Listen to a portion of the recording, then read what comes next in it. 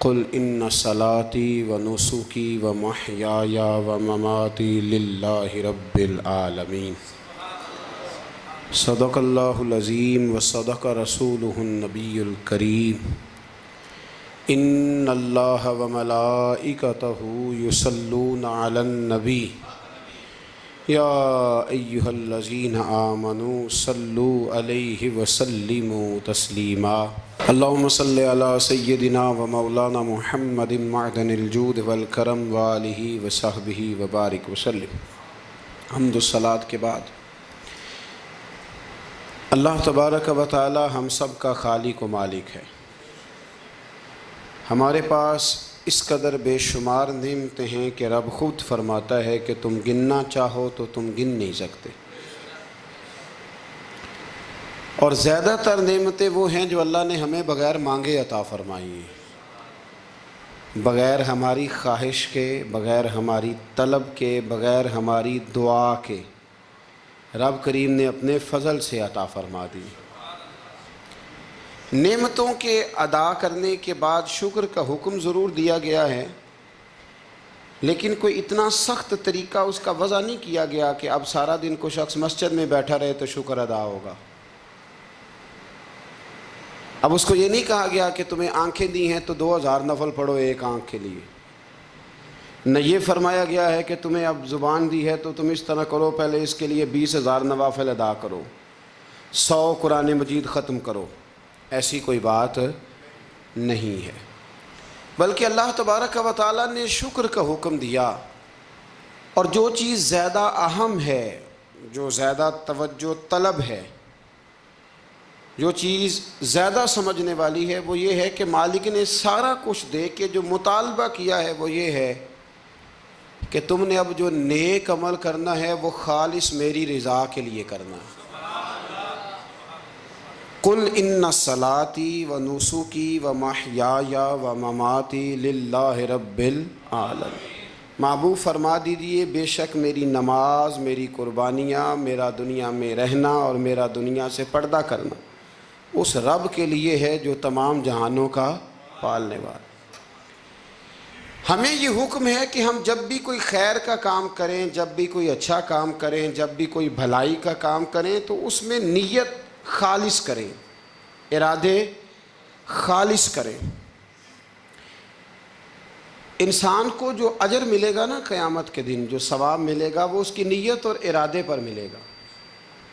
امام جلال الدین سیوطی رحمۃ اللہ علیہ سے کسی شخص نے کہا تھا جی ایک حدیث میں نے پڑھا ایک نیکی کا 10 گنا اجر ہے، ایک میں پڑھا 70 گنا، ایک میں 700 گنا ہے، تو اجر ہے کتنا؟ تو آپ فرمانے لگے جتنی نیت اچھی اتنا اجر بھی زیادہ۔ یہ تو ڈیپینڈ کرتا ہے تیرے اوپر۔ کام لوگ کراتے ہیں نا، ہماری مسجد میں کام شروع ہے، کام لوگ کراتے ہیں، تب کچھ لوگ ایسے ہوتے ہیں کوئی بھی کام کرنے والا وہ کام کا تب اس سے جان چھوٹے کسی طریقے سے، اور کچھ کام کرتے ہیں تو مزہ آ جاتا ہے۔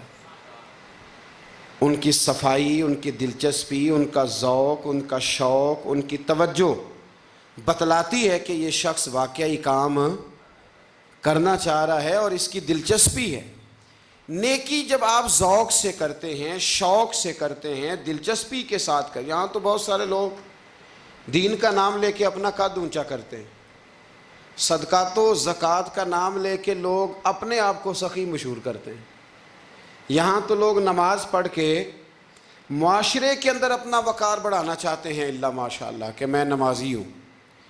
یہاں تو لوگ کوئی خیر کا کام کر کے دیکھیں نا، اب کیا ہو رہا ہے حج عمرے کے موقع پر جو کام سب سے زیادہ ہوتا ہے وہ تصویریں کھینچنے کا ہے، سب سے زیادہ۔ اب میں چل پڑا ہوں، اب میں پہنچ گیا ہوں، اب میں جہاز میں بیٹھ گیا ہوں، اب نفل پڑھ لیے ہیں، احرام باندھ لیا ہے، طواف ہو گیا ہے، یوں لگتا ہے بندہ نہیں طواف کر رہا، موبائل طواف کر رہا ہے۔ یہ سب سے زیادہ لوگ ملنے آتے ہیں، پیار کرتے ہیں، دور دراز سے حضرات کئی دفعہ محبت کے ساتھ تشریف لے آتے ہیں، تو مجھے پتہ ہوتا ہے کہ اب جو کام سب سے ضروری ہے وہ تصویر کھینچنے کا ہے، وہ کرنا ہی ہے اور وہ کرنا ہی پڑے گا، اس کی مکمل تیاری ہوتی ہے، وہ پروگرام بنا کے آئے ہوتے ہیں۔ میرے بھائیوں یہ یاد رکھیں کہ کوئی بھی کام جب تک اس میں اللہ تعالیٰ کی رضا شامل نہیں ہوتی، دیکھیں نا اللہ دلوں کے حال جاننے والا ہے۔ اگر کوئی شخص کسی قسم کی بددیانتی کرتا ہے، خیانت کرتا ہے، ظلم کرتا ہے، وہ لوگوں سے چھپ کے بھی کرے تو رب کریم کی سزا سے بچ سکتا؟ وہ چھپ کے کرے کیا کر لے گا؟ نبی کریم صلی اللہ علیہ وسلم نے فرمایا رب جب کسی کو رسوا کرنا چاہتا ہے تو 7 پردوں کے پیچھے چھپے بھی کر دیتا ہے، اور جب اللہ کسی کو عزت دینا چاہتا ہے تو پھر کوئی اس سے چھین سکتا؟ یہ میرے مالک کا نظام ہے، اس میں آپ کسی قسم کی کوئی جو ہے وہ مداخلت کرنے کے مجاز نہیں ہے۔ اپنی ارادوں کو، اپنی نیتوں کو، اپنے شوق اور ذوق کو خالص رکھیں اللہ کی رضا کے لیے، اس میں شائبہ نہ ہو، شک نہ ہو کسی قسم کا، غیر کی آمیزش نہ ہو۔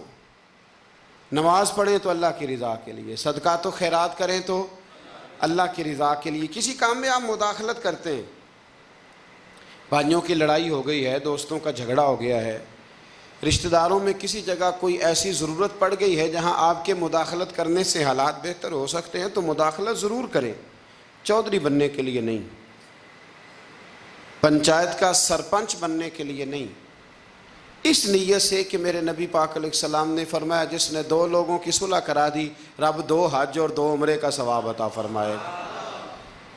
اس ارادے سے، اس نیت سے، اس ذوق سے، اس شوق سے، اس توجہ کے ساتھ آپ آگے بڑھیں گے کہ ہم نے اللہ کی رضا کے لیے کرنا ہے۔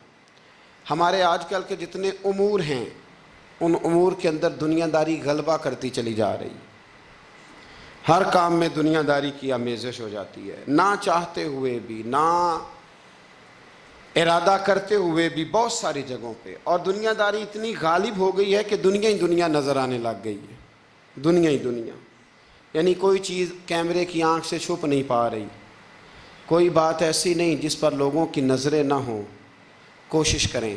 اور عجیب بات یہ ہے کہ دنیا داری ہو، دولت ہو تو اس کو چھپا کے رکھا جاتا ہے، اور دین کی کوئی بات ہو اس کو نشر کرنا ضروری سمجھا جاتا ہے تاکہ لوگوں کو میرے تقوی اور میری پرہیزگاری کی خبر جلدی جلدی مل جائے۔ میرے نبی کریم علیہ السلام نے خالص اللہ کی رضا کے لیے ہر کام کرنے کا حکم دیا۔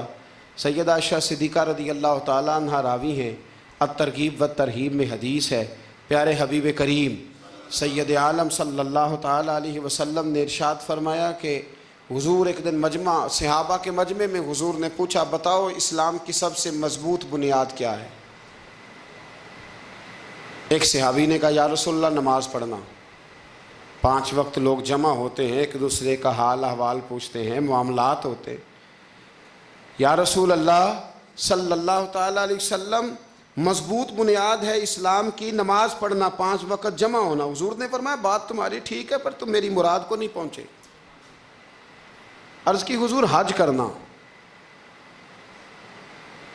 مختلف رنگ، مختلف نسلیں، مختلف قبیلے، مختلف بولیاں، لیکن جب حج کرنے پہنچے تو لباس بھی ایک ہی ہو گیا، گفتگو بھی ایک ہی، لبیک اللہم لبیک لبیک لا شریک لک لبیک ان الحمد والنعمت لک والملک لا شریک لک لبیک۔ ایک ہی صف میں کھڑے ہو گئے محمود و یاز، نہ کوئی بندہ رہا نہ کوئی بندہ نواز۔ نبی رحمت سید عالم صلی اللہ علیہ وسلم سے عرض کی حضور یہ حج جو ہے نا اس میں بڑی یکسانیت ہوتی ہے، ہر رنگ ہر نسل کا آدمی ایک تسبیح کے دانے کی طرح ایک جگہ پہ پرو دیا جاتا ہے، تو لگتا ہے یہ اسلام کی مضبوط بنیاد ہے۔ محبوب فرمانے لگے بات تمہاری ٹھیک ہے پر تم میری مراد کو نہیں پہنچے۔ عرض کی حضور پھر زکوٰۃ، صدقات، خیرات اسلام کی مضبوط بنیاد ہے۔ کیوں؟ وہ اس لیے کہ غریب امیر کو دیتا ہے، امیر غریب کو دیتا ہے، اور غریب امیر سے لیتا ہے تو ایک رشتہ بنتا ہے، ایک تعلق بنتا ہے۔ محسن کا اور احسان مند کا بڑا گہرا رشتہ ہوتا ہے، بڑا، ایک دوسرے سے پیار کرتے ہیں، ایک دوسرے کو چاہتے ہیں، ایک دوسرے کے لیے اچھے جملے بولتے ہیں، ایک دوسرے کے لیے ہمیشہ ان کے جذبات ٹھنڈے میٹھے اور اچھے ہوتے ہیں، تو لگتا ہے یہ اسلام کی مضبوط بنیاد ہے۔ حضور فرمانے لگے بات تمہاری ٹھیک ہے پر تم میری مراد کو نہیں پہنچے۔ تو پھر صحابہ عرض کرنے لگے حضور ہماری رعایت فرما دیں۔ پھر ایک رحمت کی نظر کر دیں، آپ ہی بتا دیں اسلام کی مضبوط بنیاد کیا ہے۔ تو محبوب فرمانے لگے اسلام کی مضبوط بنیاد ہے اللہ کی رضا کے لیے کسی سے محبت کرنا۔ کس کی رضا کے لیے؟ خالص اللہ کی رضا کے، اور اللہ کی رضا کے لیے کسی سے بغض رکھنا، عداوت رکھنا، اللہ کی رضا کے لیے، محبت بھی اللہ کے لیے، عداوت بھی، ذاتی دشمنی کوئی نہیں، ذاتی اختلافات کوئی نہیں، ذاتی رنجشیں کوئی نہیں، ذاتی لڑائیاں کوئی نہیں، ذاتی جھگڑا کوئی نہیں، خالص اللہ کی۔ ہمارے ہاں لڑائیاں ذاتی لڑی جاتی ہیں، اس نے مجھے شادی پہ دعوت نہیں دی، اس نے مجھے پروٹوکول نہیں دیا، یہ کہاں پہنچ گیا میں کہاں رہ گیا، ذاتی لڑائیاں لڑی جاتی ہیں، دینی نہیں، مذہبی نہیں، اخلاقی نہیں۔ دیکھیں آپ، چاہیے تو یہ تھا نا کہ شادی کے موقع پر یہ لڑائی نہ ہوتی کہ اس نے مجھے پوچھا کیوں نہیں، لڑائی یہ ہوتی کہ یار تو غیر شرعی کام کوئی نہ کرنا، اللہ رسول کی ناراضگی والا کام کوئی نہ کرنا، اگر تو نے کیا تو میں نے کوئی نہیں آنا، اگر تو یہ حرکت کرے گا تو پھر میرا تیرا معاملہ درست نہ رہ سکے گا۔ یہ لڑائی ہونا چاہیے تھی، نہ کہ یہ لڑائی ہوتی کہ مجھے بلایا کیوں نہیں، پروٹوکول کیوں نہیں دیا، اعزاز کیوں نہیں دیا۔ تو حضور نے فرمایا اسلام کی مضبوط گرہ، اسلام کی مضبوط بنیاد ہے اللہ کی رضا کے لیے محبت کرنا اور اللہ کی رضا کے لیے کسی سے عداوت رکھنا۔ حضرت موسیٰ کلیم اللہ علیہ نبینا علیہ الصلوۃ والسلام پر اللہ کریم نے وحی فرمائی کہ اے موسیٰ، اے میرے کلیم، میرے لیے بھی کوئی کام کیا ہے؟ عرض کی اللہ میں نے نمازیں پڑھی، روزے رکھے، تبلیغ کی۔ فرمایا وہ تو آپ کی ذمہ داریاں تھیں، وہ تو آپ نے اپنے لیے کیا، میرے لیے بھی کچھ کیا ہے؟ رب کریم نے پوچھا موسیٰ میرے لیے بھی کچھ کیا ہے؟ عرض کی اللہ یہ سارا کچھ، فرمایا مالک تیرے لیے کیا۔ کہا یہ تو آپ نے اپنے لیے کیا، آپ کی ذمہ داریوں میں شامل تھا، مالک تیرے لیے کیا ہے؟ فرمایا کسی بندے سے محبت کی ہے کہ یہ اللہ کا بندہ ہے، کسی بندے سے محبت کی ہے کہ یہ اللہ کا بندہ ہے، یا کسی کے ساتھ تمہاری صرف اس لیے ناراضگی ہو کہ یہ اللہ کا نافرمان ہے، اللہ رسول کا دشمن ہے، معاذ اللہ بے ادب ہے۔ میرے بھائی سمجھ لیں اچھی طرح اور اپنے دل کے کونے میں یہ بات بٹھا لیں کہ زندگی میں جو کام کریں وہ اللہ کی رضا کے لیے، چھوٹا سا بھی خیر کا کام۔ میرے رسول کریم علیہ السلام کا جو سب سے پہلا فرمان ہے نا بخاری میں، وہ یہ ہے کہ انما الاعمال بالنیات، تیرے عمل کا دار و مدار تیری نیت پر ہے، تیرے ارادے پر ہے۔ بنیاد تمہاری نیت ہے، بنیاد یہ ہے کہ تمہارا اندر سے اس کام کے لیے ذوق کیا ہے، شوق کیا ہے۔ اگر وہ بنیاد مضبوط ہے تو پھر عمل کی جو آپ چھت ڈالیں گے وہ ساری چھت بھی مضبوط ہے، لیکن اگر ارادے کچے ہیں، کمزور ہیں، سازشیں ہیں، رنجشیں ہیں، اندر معاملات گڑبڑ ہیں، تو پھر کبھی دیواریں مضبوط ہو سکتی۔ نیتیں اچھی کریں، بڑی سادی مثال، بڑی صاف ستھری، مولا کائنات شیر خدا حضرت علی المرتضیٰ کرم اللہ تعالی وجہ الکریم نا، آپ ایک جگہ جنگ لڑنے کے لیے گئے، جہاد ہو رہا ہے۔ عرب کے جو لوگ ہوتے تھے وہ دشمن کو سزا بڑی سخت دیتے تھے، بعض لوگ مطالبہ بھی کرتے ہیں نا سخت سزا کا۔ ہمارا سرائکی کا ایک شاعر ہے، وہ کہا کرتا ہے جے تنگ ہے ساڑی زندگی تو تے دے سخت سزا تیری جان چھٹے، ساکو مار نہ شاکر کستاں وچ یک لخت مکا تیری جان چھوٹے۔ عرب کے لوگ نا سخت سزا دیتے تھے، سخت، وہ اذیت دیتے، کبھی انگلی کاٹ دیتے، کبھی ہاتھ کاٹ دیتے۔ مختار سقفی نے جب امام علی مقام رضی اللہ تعالیٰ عنہ کے قاتلوں کو قتل کیا تو زیادہ تر کی گردنیں نہیں کاٹی تھی، بلکہ اس نے ہاتھ پیر کاٹ کے لوگوں کو جنگلوں میں پھینک دیا تھا، تڑپ تڑپ کے لوگ مر گئے۔ اسلام اس اذیت کا قائل ہے۔ اہل عرب اذیت دیتے تھے، بلکہ دشمن جب نڈھال ہو کے گر جاتا تھا نا تو اس پر گھوڑے دوڑا دیتے تھے، گھوڑے دوڑ جاتے تھے اس پر، لاشیں مسک کر دیتے تھے، ناک کان آنکھیں نکال ڈالتے تھے، ٹکڑے کرتے تھے وجود کے، اذیت دیتے تھے۔ تو جب کوئی آدمی کسی کے نرغے میں آ جاتا تھا نا، قابو میں آتا تھا، تو اس کی خواہش ہوتی تھی کہ میں مارنے والے کو غصہ دلاؤں تاکہ مجھے جلدی مار دے، اذیت نہ دے، تکلیف نہ دے، مجھے جلدی مار ڈالے، جلدی قتل کر ڈالے۔ یہ ان کا مزاج ہوتا تھا، رویہ ہوتا تھا۔ حضرت مولا علی شیر خدا کرم اللہ تعالی وجہ الکریم دشمن پر غالب آ گئے۔ جب غالب ہوئے تو اس نے معاذ اللہ حضرت علی پر تھوک دیا۔ کافر تھا، اس کا ارادہ یہ تھا کہ میں حضرت علی کو غصہ دلاتا ہوں تاکہ یہ مجھے جلدی مار دے، لیکن اسے نہیں پتا تھا یہ علی ہے۔ اسے نہیں خبر تھی کہ یہ جو خمیر ہے نا، ان کی تربیت مدینے والے محبوب نے فرمائی ہے۔ یہاں جو چمک دمک ہے اس کا رنگ ساری دنیا سے نرالا ہے، انوکھا ہے، شاندار ہے، وزادار ہے، کمال ہے۔ کہا حضرت علی پر معاذ اللہ میں یہ کام کرتا ہوں تاکہ وہ جلدی قتل کر دیں گے، لیکن جب اس نے مولا علی کی طرف یہ نازیبا حرکت کی تو حضرت علی نہ تلوار چھوڑ کے پیچھے ہٹ گئے۔ توجہ کرنا، رزلٹ دیکھنا، مولا علی پیچھے ہٹ گئے اور فرمانے لگے جا تو آزاد ہے۔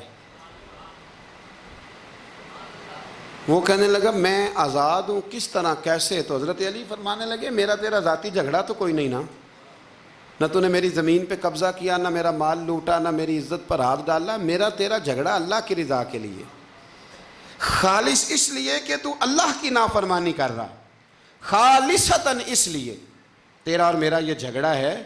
باقی جہاں تک تعلق اس بات کا ہے کہ اب تو نے میری ذات شامل کر دی، اب تو نے مجھے تکلیف دے دی، اب تو نے مجھے اذیت میں مبتلا کر دیا، تو حضرت مولا علی شیر خدا فرمانے لگے اب ذات آ گئی ہے میری بیچ میں، اب میری ذات بیچ میں آ گئی ہے، اب اگر میں تجھے قتل کروں گا تو لگے گا میں نے اپنے ذاتی غصے میں قتل کیا ہے، لہٰذا اب معاملہ یہ ہے کہ میں تجھے آزاد کرتا ہوں، اب تو چھٹی کر سکتا ہے، جا سکتا ہے، دوبارہ کبھی میرے ہاتھ آئے گی تو دیکھی جائے گی۔ مولا کائنات نے اسے چھوڑ دیا، لیکن وہ حضرت علی کا غلام بن گیا، وہ غلام بن گیا۔ کہنے لگا علی اب سمجھ آئی ہے کہ دین کتنا شاندار ہے، دین کتنا اعلیٰ ہے، دین کی قدریں کتنی پاکیزہ اور کتنی حسین ہیں، اور کتنا منور ہے محبوب کریم کا دین، آپ مجھے کلمہ ہی پڑھا دیں۔ گویا جو بندہ تلوار سے فتح نہ ہو سکا وہ مولا علی کے خلوص سے فتح ہو گیا، حضرت علی کے خلوص سے، للہیت سے، اللہ کے ساتھ جو ان کا رشتہ تھا اس رشتے کی برکت سے وہ آدمی فتح ہو گیا۔ میرے بھائی ہمارے معاملات کے اندر للہیت ختم ہوتی جا رہی ہے، خلوص نہیں رہا، کرامتیں ہیں، کہانیاں ہیں، داستانیں ہیں، الزامات ہیں، جھوٹ ہے، فریب ہے، فراڈ ہے، بڑا کچھ ہے۔ اگر نہیں ہے تو خلوص نہیں ہے، اگر نہیں ہے تو ہمارا اللہ اور اس کے رسول کے ساتھ رضا والا معاملہ نہیں ہے۔ کسی چیز کو اس کی حقیقت کی بجائے ہم تصورات کی دنیا میں جا کے، خیالات، توہمات اور افواہوں کی دنیا میں جا کے اس کو قبول کرتے ہیں۔ یاد رکھو جن لوگوں کی زندگیاں اللہ کی رضا کے لیے تھیں وہ لوگ بڑے اچھے تھے، بڑے خوش بخت تھے، بڑے خوش نصیب تھے، انہیں بدر کے میدان میں گردنیں کٹانے میں بھی بڑا ہی مزہ آیا تھا انہیں۔ آپ دیکھیں نا احد کے میدان میں جانے دینے میں بھی انہیں بڑا مزہ آیا۔ جب آدمی میں خلوص ہوتا ہے تو اس کے لیے جان قربان کرنا بھی آسان ہو جاتا ہے، لیکن جب خلوص نہیں ہوتا پھر گفتگو ہوتی ہے، پھر باتیں ہوتی ہیں، پھر داستانیں ہوتی ہیں، پھر کہانیاں ہوتی ہیں، پھر لب و لہجہ ہوتا ہے، پھر منصوبہ سازی ہوتی ہے، پھر ہیلے بہانے، پھر سغرے کبرے جوڑ کے لوگ کہانیاں اور داستانیں بناتے ہیں۔ خلوص اور للہیت کے ساتھ اللہ کی بارگاہ میں جھکیں، عبادتوں کا، ریاضتوں کا، تلاوتوں کا جتنا اللہ ہمیں موقع دیتا ہے اس میں خلوص شامل کرنے کی کوشش کریں، للہیت شامل کرنے کی کوشش کریں، اللہ کی رضا شامل کرنے کی کوشش کریں۔ میرے نبی رحمت صلی اللہ تعالیٰ علیہ وسلم نا حضرت معاذ ابن جبل کو جب یمن کے لیے روانہ کرنے لگے تو رسول پاک علیہ السلام نے بڑی نصیحتیں فرمائیں۔ ان نصیحتوں میں درد بڑا تھا، کیوں؟ اس لیے کہ حضور نے انہیں بتلایا تھا کہ جب تم واپس آؤ گے تو میری تمہاری ملاقات نہیں ہوگی، تم میری قبر سے گزرو گے، اکھاں جدوں میٹیاں زمانہ مینوں روے گا، اپنا تے اپنا ਬੇਗਾਨਾ ਮੈਨੂੰ ਰੋਵੇਗਾ। ਜਦੋਂ ਨਾ ਮੈਂ ਦਿਸਿਆ ਮੈਂ ਖਾਰਾਂ ਨੂੰ ਮੈਖਾਨੇ ਵਿੱਚ, ਜਾਮ ਟੁੱਟ ਜਾਣਗੇ ਤੇ ਮੈਖਾਨਾ ਮੈਨੂੰ ਰੋਵੇਗਾ। ਕਈ ਲੁੱਕ ਲੁੱਕ ਰੋਣਗੇ ਤੇ ਕਈ ਬੁੱਕ ਬੁੱਕ ਰੋਣਗੇ। ਗਲੀਆਂ ਦਾ ਅਜਾਣਾ ਤੇ ਸਿਆਣਾ मैनू रोवेगा। और क्या खूबसूरत बात उन्होंने कही थी, मुझे बड़ी पसंद है। कहने लगे बेकदरा कुछ कदर न जाती, ओ कीती खूब तसल्ली हो, ए दुनियादार पुजारी जर दे कुत्तियां दे गल टल्ली हो। बुक बुक रोसन अखियां तकियो वेख हवेली कल्ली हो। ते कूच नसीर असां जदों कीती, फिर पै जानी थरथली हो। कूच नसीर असां जदों कीती, फिर पै जानी, फिर कमाल हो जाएगी। बाद मरन दे मुखड़ा मेरा हो जावे जे ताज़ा, फिर समझ लेना महबूब मेरे ने आन पढ़े है जनाजा। हज़रत मुआज़ इब्न जबल रज़ी अल्लाह ताला अन्हु से हुजूर ने फरमाया, मुआज़ जब तुम वापस गुजरोगे ना तो मेरी कब्र के पास से गुजरोगे, मुलाकात नहीं होगी। तो वो जो नसीहतें थी ना उस मौका पर, जब आप गोया किसी से आखिरी मुलाकात कर रहे होते, उन नसीहतों के अंदर जो हुस्न होता है, कमाल होता है, वो तो जाते जाते की बात, लै सजना असां तोड़ नहीं पाई तो जान ही दिती राह तेरे, वो जो जाते जाते की गुफ्तगू होती है, वो जो अंदाज़ होता है, बड़ा कमाल होता है। और उसकी गहराई और गहराई को वो समझ सकता है जिसको वो लम्हे मुयस्सर आते, जो उस वक़्त उस मकाम पे खड़ा होता है। हज़रत मुआज़ इब्न जबल रज़ी अल्लाह ताला अन्हु तड़प के रोए, कहा हुजूर क्या फरमा रहे हैं? हुजूर कोई ख़ास नसीहत? तो नबी पाक ने बड़ा कुछ फरमाया। एक जुमला हुजूर ने यह कहा, मुआज़ अमल जितना भी करना खुलूस के साथ करना। और महबूब ने फरमाया, तेरा खुलूस के साथ किया हुआ थोड़ा अमल भी रब की बारगाह में ज़्यादा बना के तेरे लिए ज़रिया निजात बन जाएगा। जितना भी करना करना खुलूस के साथ करना, बोलिए खुलूस के साथ करना, लिल्लाहियत के साथ करना, उसके अंदर कोई कमज़ोरी ना आने पाए। लिल्लाहियत के साथ, खुलूस के साथ, रवादारी के साथ, प्यार के साथ करना। मेरे भाइयों, ये समझने का मकाम होता है कि जब हम अल्लाह और उसके रसूल सल्लल्लाहु अलैहि वसल्लम की रज़ा के लिए कोई अमल करते हैं तो उसका भी हमारे दिल को पता होता है, और जब अंदर रियाकारियाँ होती हैं तो हमारे दिल को उसका भी पता होता है। हमें दोनों बातों की खबर अब हमें खुद सोचना है, हमें खुद फ़िक्र करनी है, गौर करना है कि हमारा अंदाज़। एक बुज़ुर्ग थे, इमाम गज़ाली ने लिखा है, उन्होंने 7 साल पूरे पाँचों नमाज़ें जमात के साथ पढ़ी और पहली सफ़ में तकबीर उला के साथ पढ़ी। 7 दिन नहीं पूरी पढ़ी जाती पाँचों नमाज़ें पहली सफ़ में पहली तकबीर के साथ। 7 पहली सफ़ में तकबीर उला कहते हैं। इमाम ने अल्लाहु अकबर कहा पहली तकबीर में, तो हमने भी साथ ही अल्लाह। पहली सफ़ में 7 साल तक पाँचों नमाजें तकबीर उला से बहुत बड़ा कारनामा है, बहुत बड़ी बात है। मतलब बंदा यहाँ से उठ के आते, वुज़ू करते, कोई मामला आ गया, कोई मतलब उसको हाजत हो गई इस्तंजा वुज़ू की, तो वो टाइम निकल जाता है। कई दफ़ा ऐसे होता है। 7 साल पूरे नमाज पढ़ी, तो कहते हैं 7 साल के बाद ना एक दिन 8वां साल लगा हुआ था, तो बुज़ुर्ग फरमाते हैं मैं ज़रा लेट हो गया, तकबीर उला तो मिल गई पर पहली सफ़ ना मिली, तीसरी सफ़ में जगह मिली। बुज़ुर्गों के तकवे देखिएगा। फरमाते हैं तीसरी सफ़ में मैंने नमाज़ पढ़ी तो मेरे दिल के अंदर ख्याल आया, यार लोग क्या सोचेंगे कि इतना अच्छा इसका रिकॉर्ड था, पहली सफ़ में ये नमाज़ पढ़ता था, तो आज तीसरी सफ़ में लोग क्या सोचेंगे। फरमाते हैं जब ये लफ्ज़ ज़ुबान पे आया तो मेरा ज़मीर बोल पड़ा, जब ये सोच दिल में आई तो मेरा अंदर तड़प उठा, छम छम मेरे आंसू निकलने लगे, मैं रोया। और फरमाते हैं लोग चले गए और मैं नफल पढ़ता रोता रहा। मैंने कहा अल्लाह मुझे यूँ लगता है वो 7 साल तक पहली सफ़ में जो नमाज़ें पढ़ता रहा वो तो लोगों को दिखाने के लिए पढ़ता रहा। फरमाते मैंने 7 साल की नमाज़ें कज़ा पढ़ी, कज़ा नमाज़ें पढ़ी, इसलिए कि मुझे समझ आई कि वो नमाज अल्लाह की रज़ा के लिए नहीं थी, वो तो बंदों को रिकॉर्ड बनाने के लिए थी। तो मैंने वो 7 साल की नमाज़ें कज़ा पढ़ी।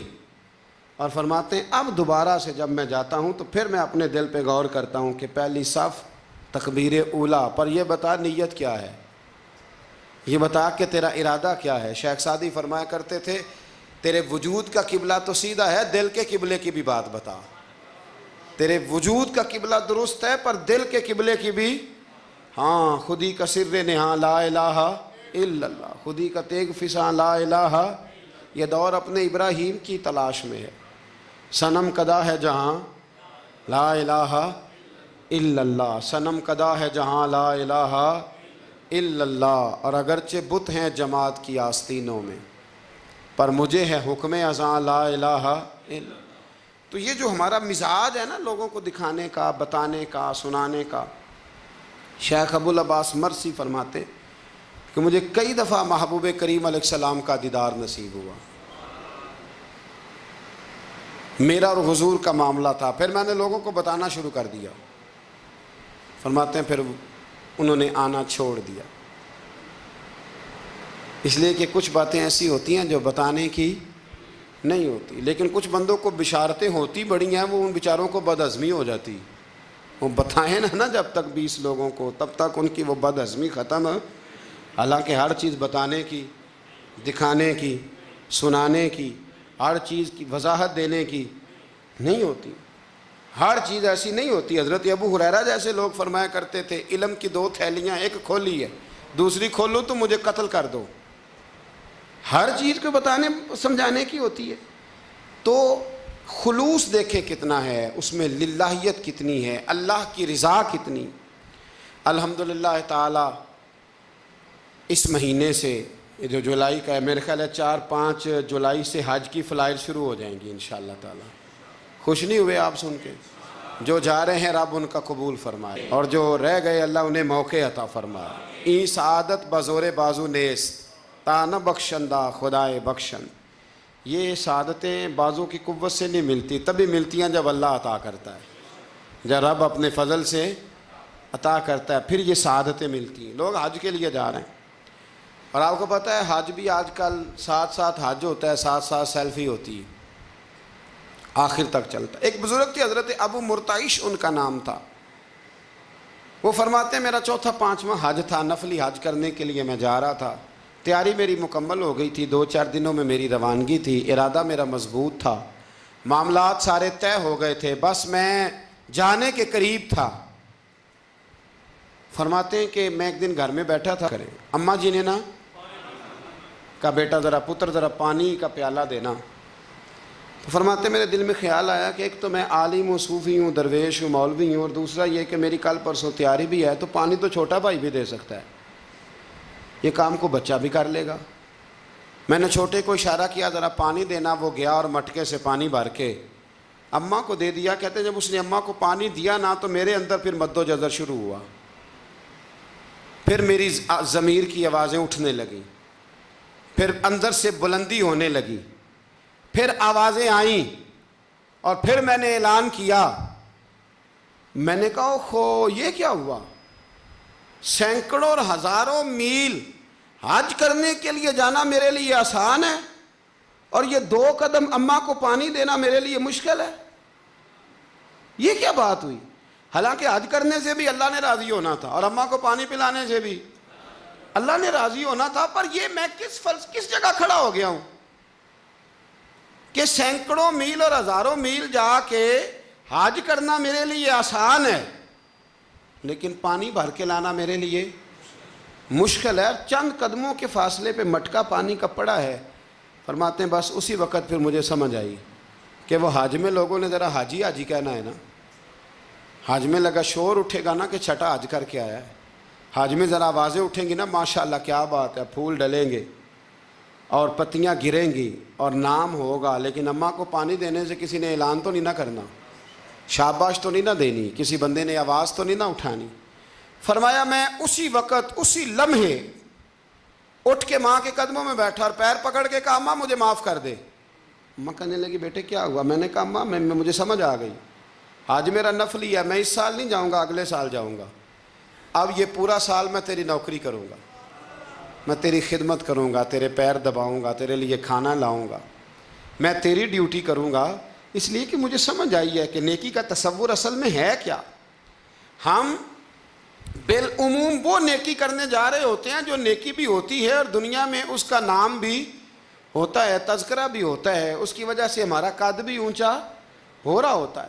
حالانکہ نیکی کا تصور تو بڑا چھوٹا سا ہے، کل معروف صدقہ، مسکرا کے ملنا بھی نیکی، رزق حلال کما کے بچوں کو کھلانا بھی نیکی، گلی سے پتھر اور کانٹا اٹھا دینا بھی نیکی۔ پر ہمیں تو کوئی لمبی چوڑی نیکی چاہیے، کوئی بڑی نیکی چاہیے۔ اس لیے بہت سارے ایسے لوگ ہیں جو نیکیاں ان کی پہنچ میں ہوتی ہیں وہ نہیں کرتے۔ وہ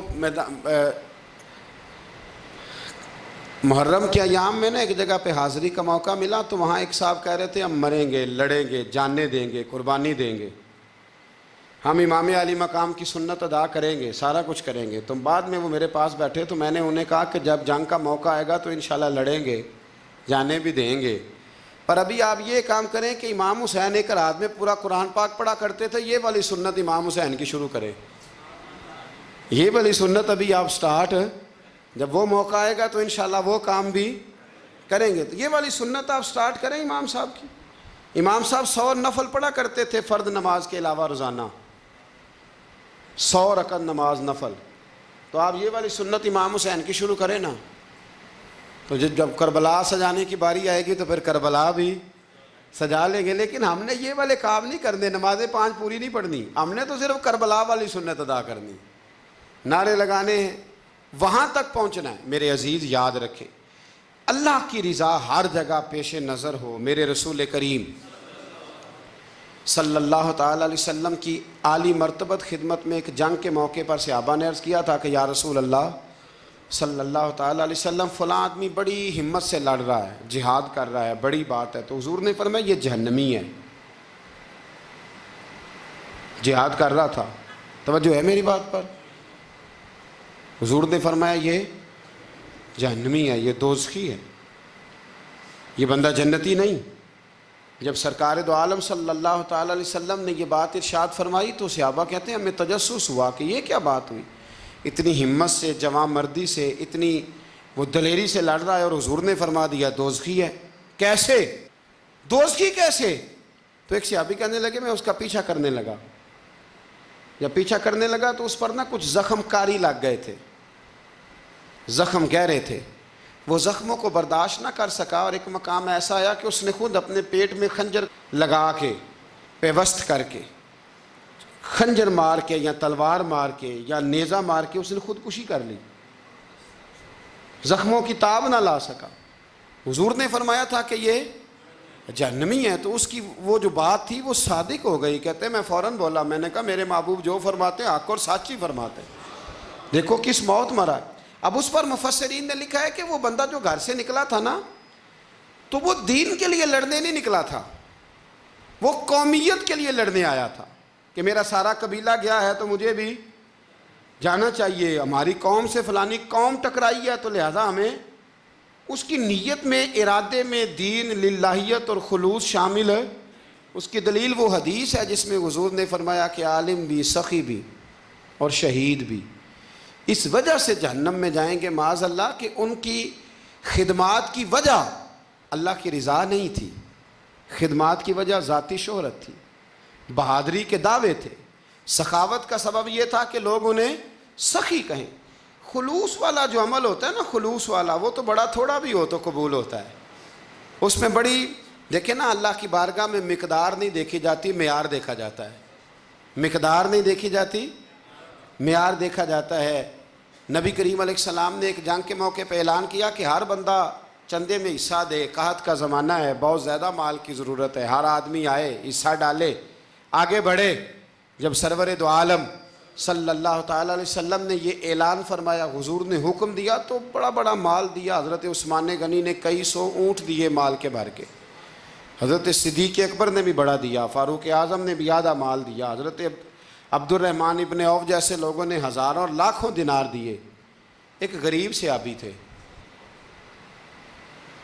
وہ فرماتے ہیں میں نے زور سے عصر تک یہودی کے باغ میں مزدوری کی، چند کلو کھجوریں ملی تو لا کے میں نے حضور کی بارگاہ میں نذرانہ پیش کیا۔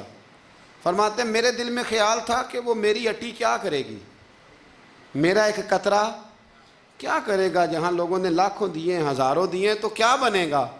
لیکن فرماتے ہیں قربان جاؤں، وہ ڈھیر لگا تھا مسجد نبی میں مال کا، میرے نبی نے نا وہ مال اٹھا کے جو میں نے دیا تھا اس کے اوپر بکھیر دیا، اور حضور فرمانے لگے سن بھائی، جتنا ان سب کو اجر ملے گا اتنا اللہ تجھے اکیلے کو عطا فرمائے گا، اتنا تجھے اکیلے کو ملے گا۔ پیچھے دلیل ہے، میرے نبی پاک علیہ الصلوۃ والسلام کے فرمان کے پیچھے دلیل ہے کہ اس میں خلوص بڑا تھا، اس بندے میں للہیت بڑی تھی، اس میں ذوق تھا، شوق تھا، ہمت تھی، اس نے محنت کی تھی۔ تو خلوص والا تھوڑا عمل بھی زیادہ ہو گیا۔ چھوڑیں ریاکاریاں، چھوڑیں تصنع، کوئی بھی کام کریں تو پہلے دل سے فتویٰ پوچھیں، پہلے اپنے آپ سے پوچھیں کہ یہ جو کام میں کر رہا ہوں، جس طرف میں جا رہا ہوں، یہ بات درست ہے کہ نہیں۔ پھر جب آپ سمجھ لیں کہ بات درست ہے، پھر اس پر اور محنت کریں اور خلوص کا مظاہرہ کریں۔ اب جب نماز کی نیت کے لیے کھڑے ہوں تو پھر ایک دفعہ نیت، یہ جو نیت ہوتی ہے نا نماز کی، اس کا مقصد بھی یہ ہوتا ہے کہ ذرا نا جسم کا قبلہ بھی ٹھیک کر لو اور ارادے کا قبلہ بھی ٹھیک کر لو، ذرا نا درست کر لو اپنے آپ کو۔ نیت المومن خیر من عملہ، مومن کی نیت اس کے عمل سے بھی بہتر ہوتی ہے۔ دعا کرتا ہوں اللہ کی بارگاہ میں اللہ ہمیں اپنی اور اپنے محبوب کی رضا نصیب فرمائے۔ آخر دعوانا الحمدللہ۔